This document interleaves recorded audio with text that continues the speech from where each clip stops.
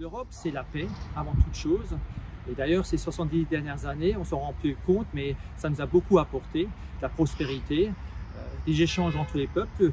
Et pour moi, ces valeurs de paix ont une signification toute particulière, notamment ici en Alsace, terre de conflit entre la France et l'Allemagne. On a connu les siècles derniers beaucoup de guerres et heureusement, l'Europe nous a permis de passer à autre chose et de vivre entre la paix des peuples.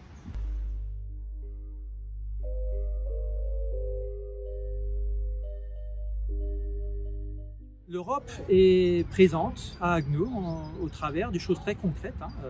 Quand nous rénovons des écoles, il y a des subventions qui sont en partie fléchées par l'Union européenne, mais aussi sur des infrastructures comme le quartier gare, la rénovation du quartier gare qui a été financée en partie par l'Union européenne, la reconversion de la caserne Thurau qui est un autre grand chantier où l'Union européenne a été partie prenante sur le financement, mais des choses concrètes, plus concrètes, on a des choses plus simples, comme par exemple le Wi-Fi public au centre-ville a été financé par l'Union européenne.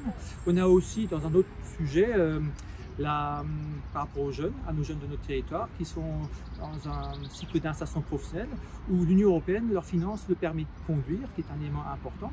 Donc on voit que l'Europe, finalement, ce sont des belles valeurs, des grandes valeurs d'un côté, mais de l'autre côté, c'est aussi du financement sur des actions concrètes qui permettent de faire avancer notre territoire.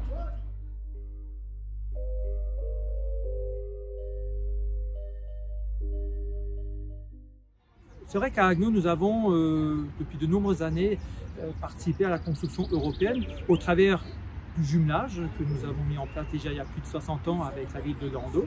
Il y a eu beaucoup d'échanges transfrontaliers.